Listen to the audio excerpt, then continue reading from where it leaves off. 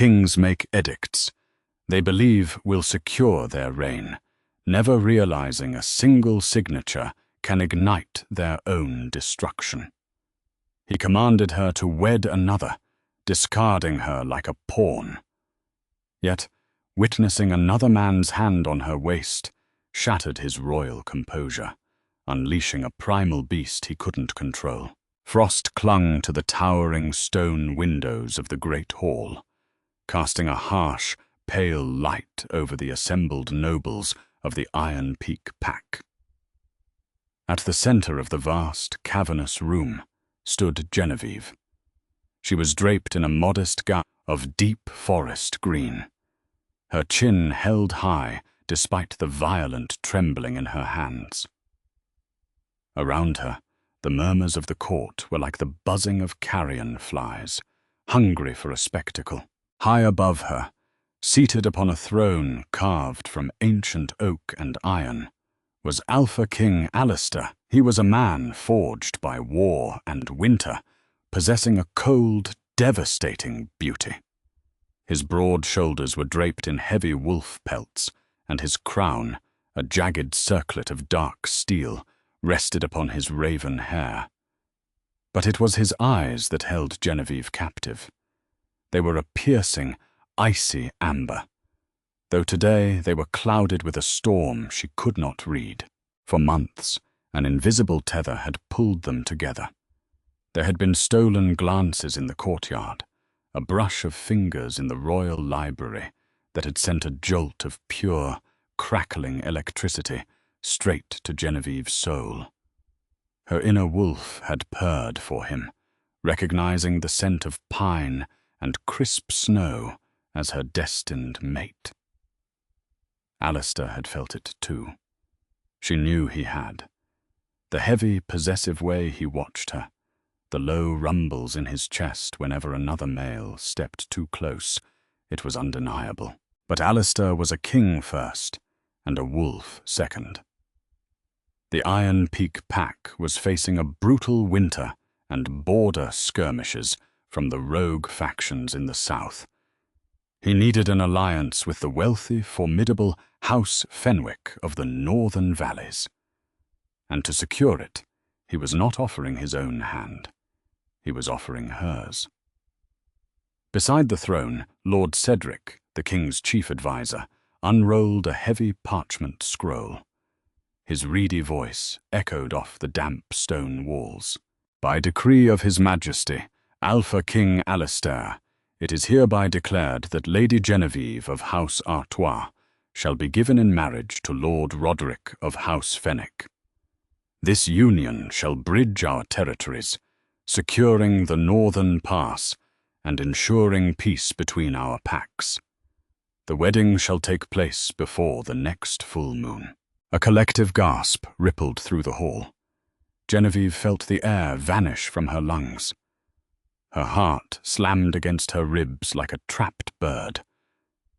She looked up, her gaze locking directly onto Alistair's. She searched his amber eyes for a hint of regret, a flicker of a joke, any sign that he would stop this. Alistair's jaw was locked so tight a muscle ticked in his cheek. He did not look away, but his expression was a fortress of ice. I was actually doing this. He was giving her away. Do you understand the decree, Lady Genevieve? King Alistair's voice was a deep, resonant baritone that sent a shiver down her spine. It lacked its usual warmth. It was the voice of an alpha issuing an absolute command. Tears pricked the back of her eyes, but Genevieve swallowed the lump of glass in her throat. She was an orphan of a proud lineage. She would not weep before a man who was throwing her to the wolves for politics. House Fenwick was notorious. They were fierce, isolated warriors. Lord Roderick was a man she had never met, a beast of the north who, rumors said, ruled with a bloody fist. I understand, Your Majesty, Genevieve said, her voice ringing clear and steady across the hall. I live to serve the pack, If my hand buys Iron Peak's safety, I yield it willingly.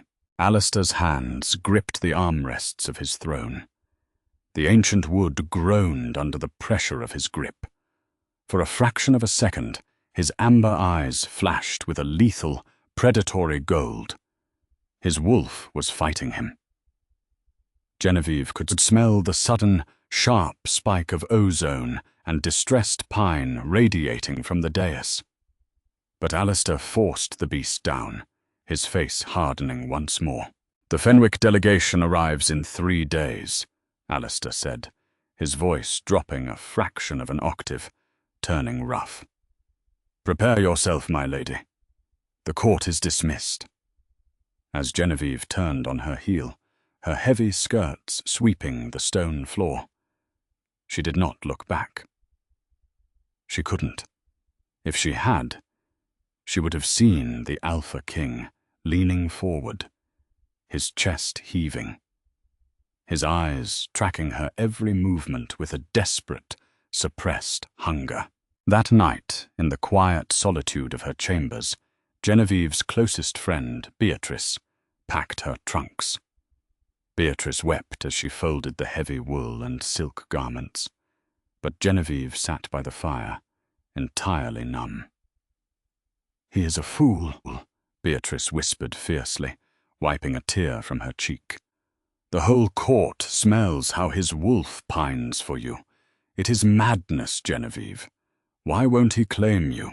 Because a mate bond to a minor noblewoman does not buy him a northern army," Genevieve replied hollowly, staring into the flickering flames. "Alistair chose his crown over his soul, and I must do my duty." "But Lord Roderick," Beatrice shuddered.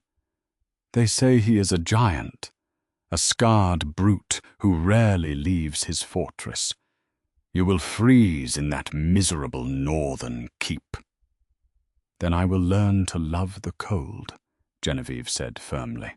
She had 3 days to mourn the life she thought she would have. 3 days to kill the agonizing hope that Alistair would change his mind, that he would kick down her heavy oak door, let his wolf take the reins, and declare her his own. But the door remained shut. The king did not come. The courtyard of Iron Peak Castle was a flurry of chaotic energy. The heavy iron portcullis had been raised, and the blaring of war horns signaled the arrival of House Fenwick. Genevieve stood on the lower steps of the keep, flanked by Lord Cedric and a cadre of royal guards. King Alistair stood at the top of the stairs, clad in full ceremonial armor, a brooding gargoyle watching the gates. The air was thick with the scent of wet earth, horses, and the distinct musky scent of strange wolves. Through the archway rode a dozen heavily armored knights on massive draft horses, bearing the silver bear banner of House Fenwick.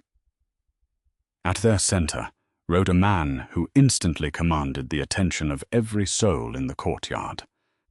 Genevieve braced herself, expecting the grizzled, scarred brute from the rumors. Instead, her breath hitched. The man who dismounted and threw his heavy riding cloak to a squire was not a monster. I was breathtaking.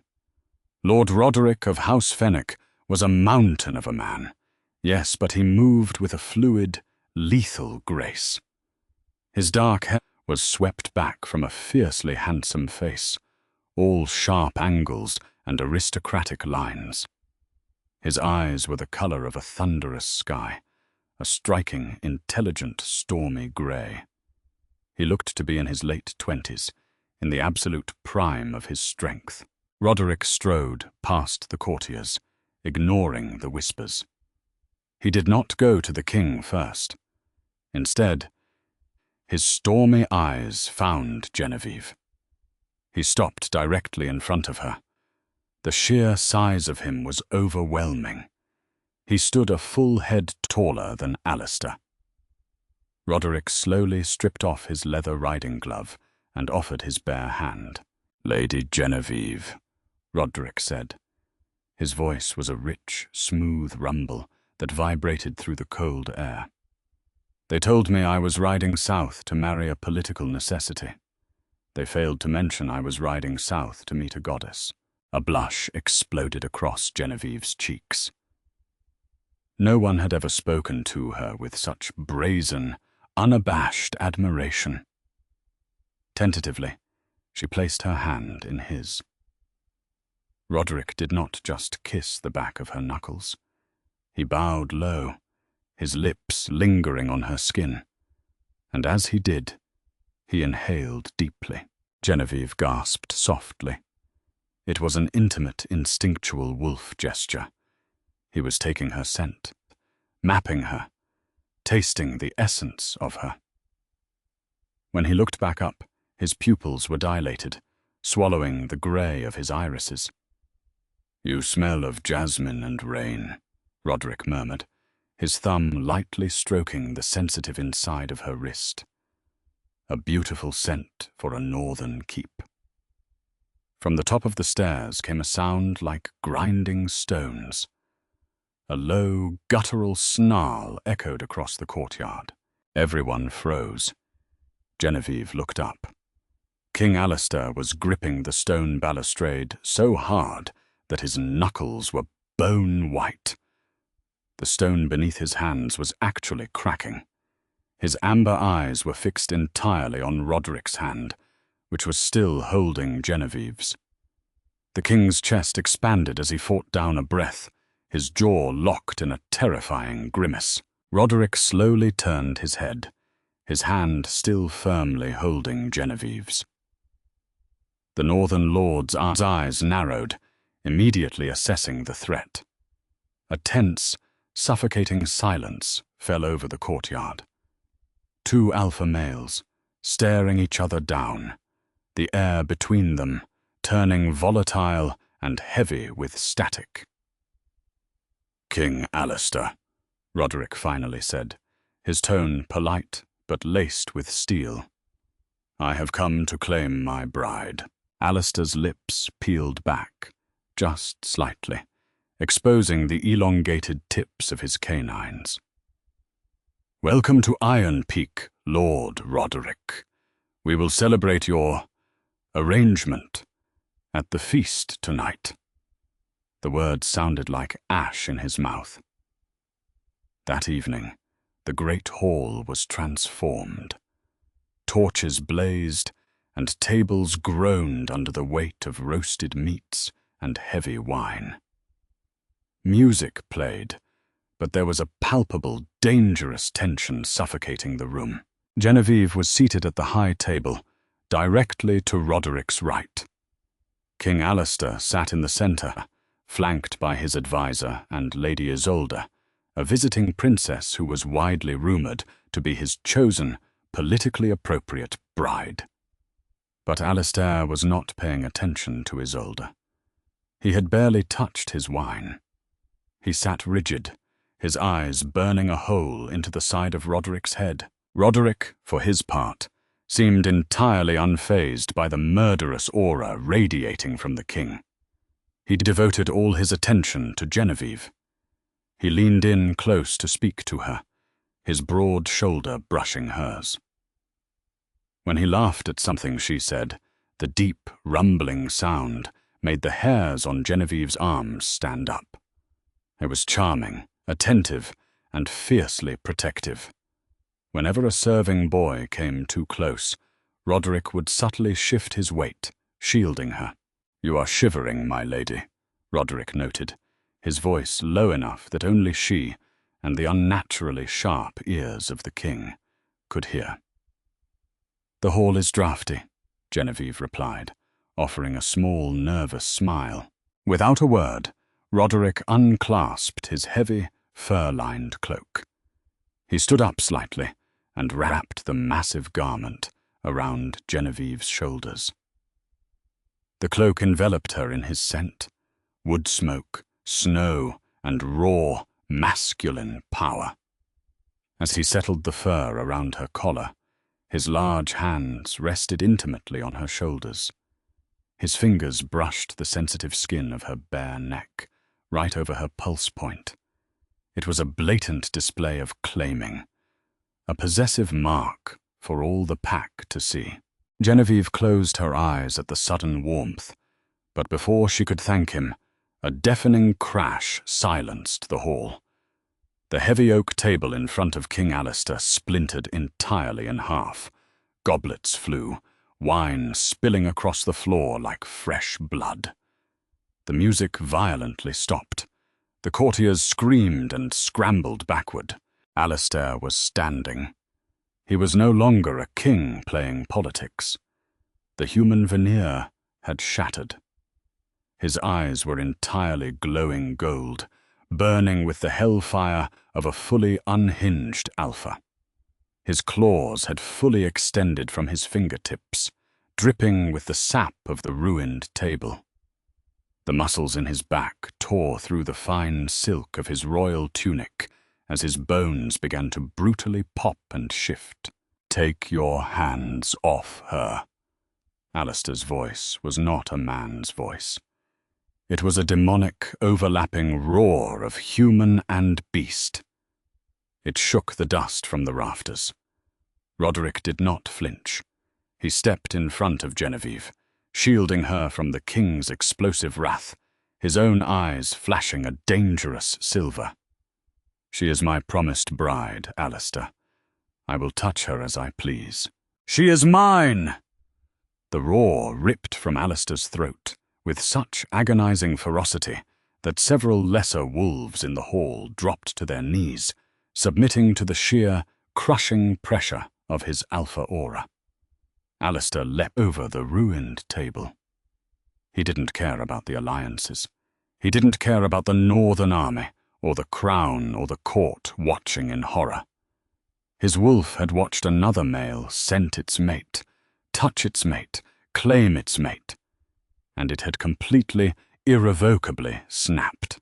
As the king charged, shifting mid-air into a monstrous pitch-black beast, Genevieve screamed his name. The black wolf that erupted from King Alistair was a creature of pure, unadulterated nightmare.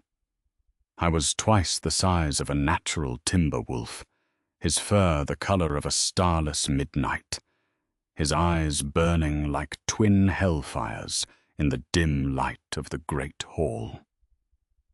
The sheer force of his transformation sent a shock wave through the room, shattering the remaining stained glass windows and plunging the hall into a freezing, wind-swept chaos.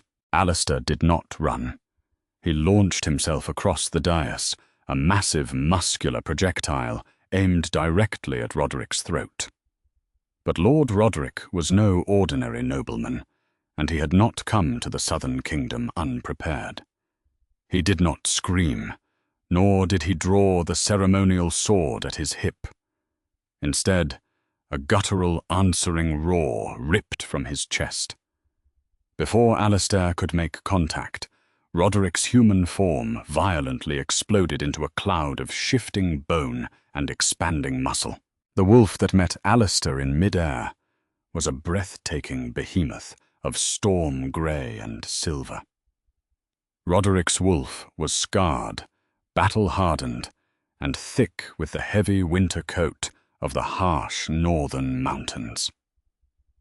The two alpha titans collided with the concussive force of a thunderclap. Genevieve was thrown backward, tumbling to the cold stone floor as the high table was utterly pulverized beneath the weight of the two battling beasts. The sound of their clash was deafening, a horrifying symphony of snapping jaws, tearing claws, and visceral, chest-rattling snarls. Courtiers screamed, trampling each other in their desperate frenzy to escape through the heavy oak doors. Royal guards rushed into the hall, their spears drawn, but they froze in sheer terror.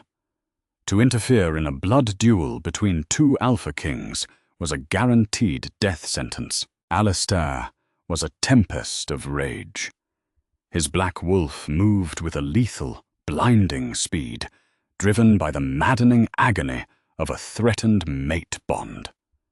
He slashed at Roderick's flank, his razor-sharp claws leaving deep, crimson trails in the silver fur.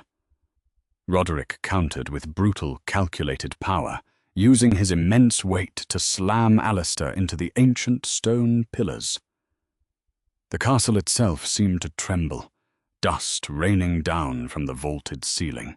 Genevieve pulled herself up behind the wreckage of the dais, coughing through the dust and the overwhelming scent of copper blood and aggressive ozone. She watched in horror as Alistair pinned Roderick to the ground, his jaws snapping inches from the Northern Lord's jugular. Roderick kicked upward, dislodging the king and sending him crashing into the grand fireplace, scattering burning logs and embers across the floor. "I is going to kill him," Genevieve realized, her heart pounding a frantic rhythm against her ribs. "Alistair is going to murder the Lord of the North, and the Iron Peak Pack will burn in the retaliatory war." The political ruin was absolute. The alliance was dead. But as Genevieve looked at the pitch-black beast stalking through the flames, his golden eyes locked on his opponent with murderous intent. She knew she did not care about the crown. She cared about the man trapped inside the monster. "Alistair!" she screamed, her voice cutting through the roar of the fire and the snarling wolves. The black wolf's ears twitched. Genevieve didn't think. She stepped out from behind the ruined table, walking directly into the center of the battlefield. The heat of the scattered embers singed the hem of her gown, but she ignored it. "Lady Genevieve, get back!" Lord Cedric shrieked from the balcony, but she silenced him with a fierce glare. She turned her gaze back to the massive black wolf. He was panting heavily, blood dripping from his muzzle, his muscles coiled to deliver a killing blow to the recovering silver wolf. "Alistair, look at me," Genevieve commanded. She didn't use the polite, subservient tone of a courtier. She used the deep, resonant pull of her soul. She let her inner wolf step forward, projecting every ounce of her scent, her calm, and her unwavering devotion toward him. The black beast froze. His massive head snapped toward her. The golden, feral madness in his eyes flickered. "That is enough," she said, her voice dropping to a soft, steady whisper that carried perfectly in the sudden, breathless silence of the hall. She took a step toward him, extending her hand. "You have made your point, my alpha. Come back to me." For a terrifying moment, the beast merely stared at her. Then a low, sorrowful whine broke from his throat. The hellfire in his eyes faded, replaced by the familiar, piercing amber she loved. The black wolf took a step toward her, then another, before dropping his massive head and pressing his blood-stained snout gently against her outstretched palm. A collective gasp echoed from the few guards brave enough to remain. The legendary, volatile Alpha King had been brought to heel by a single touch from a minor noblewoman. The mate bond was undeniable, blazing like a beacon for every wolf in the room to feel. Behind them, the sound of shifting bone echoed as Roderick transformed back into a man. He stood amidst the wreckage, entirely naked, wiping a smear of blood from his jaw. He did not look angry. In fact, to Genevieve's utter bewilderment, he looked incredibly amused. "Fetch me a cloak, you gaping fools," Roderick barked at the stunned guards, his deep voice holding no trace of the feral beast from moments ago. A trembling squire hurried forward, draping a heavy wool mantle over the Northern Lord's broad shoulders.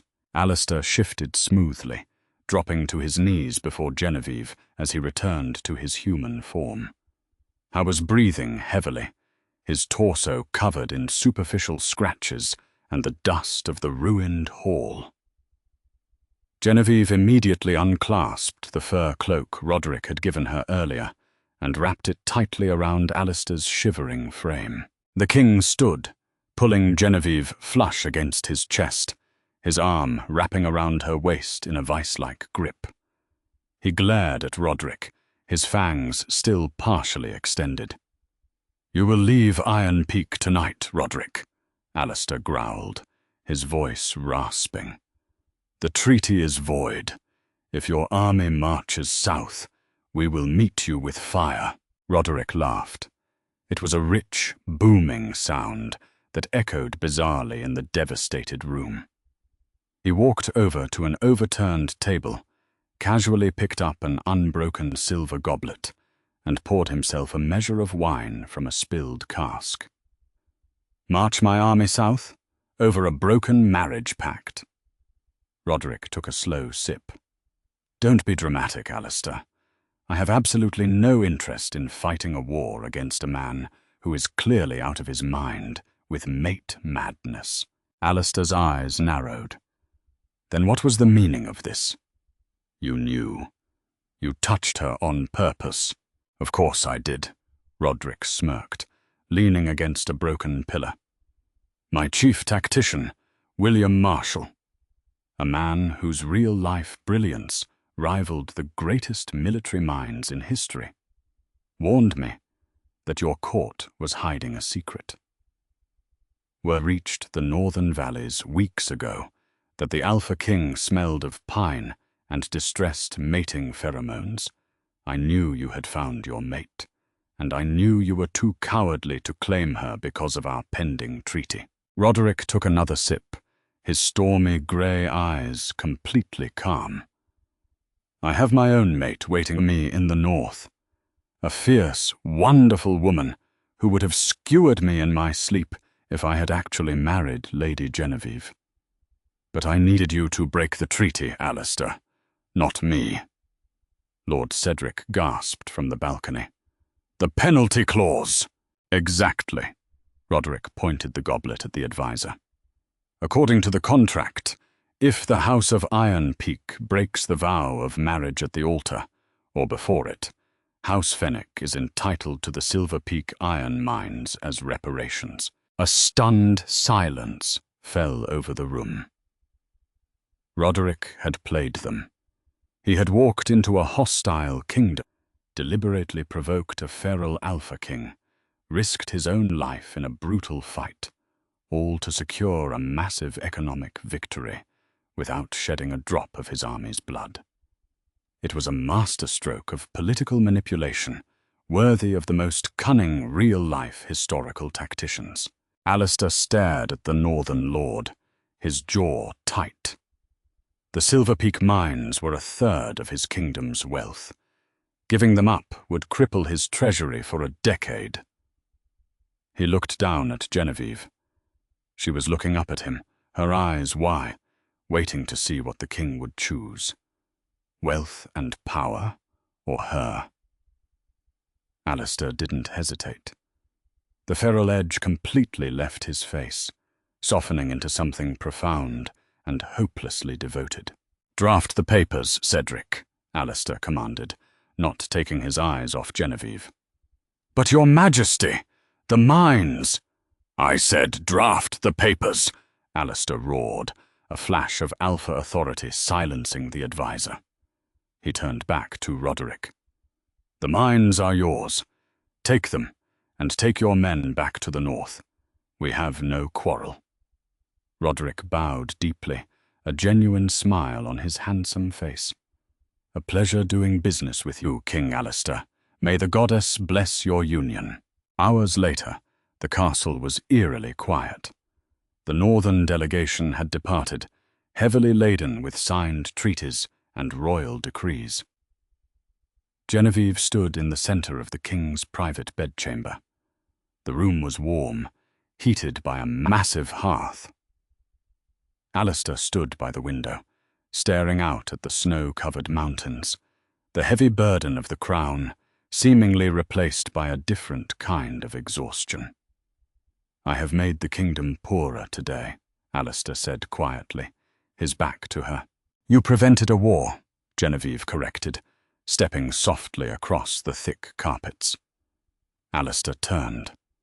He looked vulnerable, stripped of his royal armor and his alpha arrogance.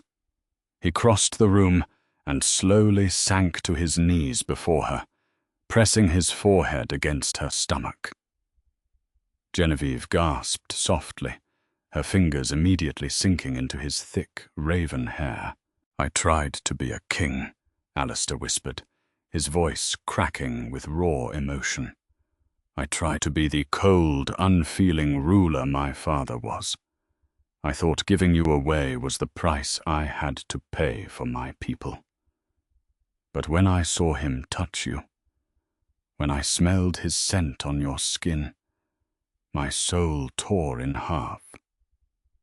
He looked up at her, his amber eyes shimmering with unshed tears. I am a fool, Genevieve. A rich, powerful fool who almost threw away his only reason for breathing. Can you ever forgive me? Genevieve knelt down, bringing herself eye-level with the Alpha King. She framed his face with her hands, her thumbs gently tracing the sharp lines of his cheekbones.